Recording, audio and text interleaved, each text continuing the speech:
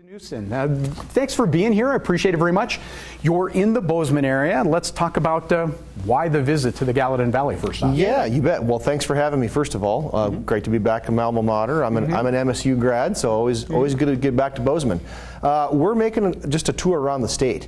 I'm trying to get out, meet as many local officials as I can, but primarily local law enforcement. We know we've got a huge crime problem in Montana. The stats show us that. That's not just a talking point. We've got a huge drug, primarily methamphetamine problem, and it's driving up violent crime just pretty drastically all across the state. So I'm trying to get out. I'm trying to visit with as many local sheriffs as I can, police departments, police chiefs, county commissioners, really get out and just see what's going on, boots on the ground, and how the Montana Department of Justice can help.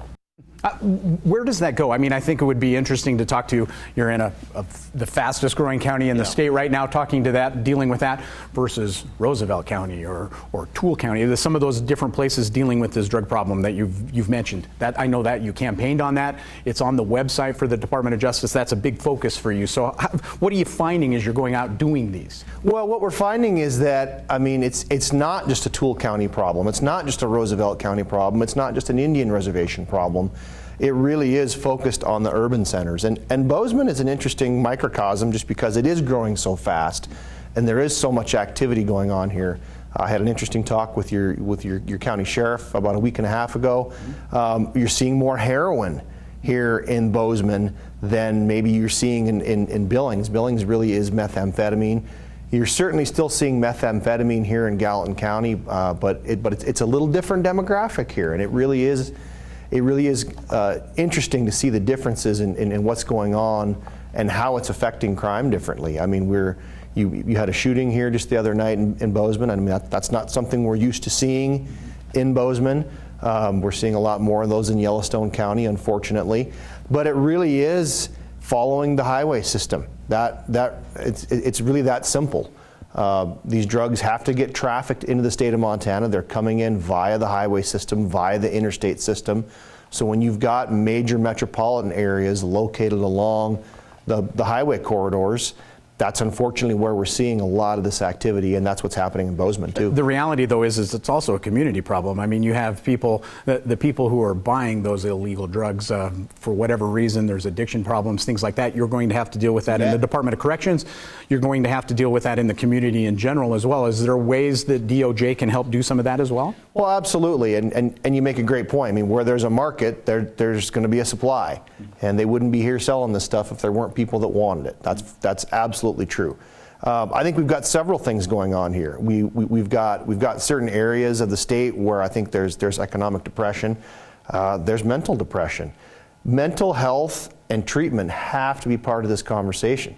And I say that just as a former county prosecutor in Montana. I mean, that's a real thing. You've got people that are seeking some sort of relief, some sort of escape from the problems in their life, and they're unfortunately turning to meth or heroin or whatever the case may be. A lot of times these are people who need help, and we need mental health treatment. Treatment courts have shown to be effective, but they're also very, very expensive. They take up a lot of resources, and that's always the balance with state government, right? I mean, we've got a legislature that has to appropriate funding. Treatment courts are a great talking point, and like I said, they can be effective, but they are very, very, very expensive. They take a lot of resources, and you end up using those resources on the same handful of people over and over. And so that's kind of the rub with the treatment court. But there certainly are, I think, solutions in mental health. You know, we've really gotten away from community mental health treatment in Montana. There's been a push over the last 16, 17 years to close all your smaller local mental health facilities and go to just state-run facilities centrally located around Helena, and that hasn't worked.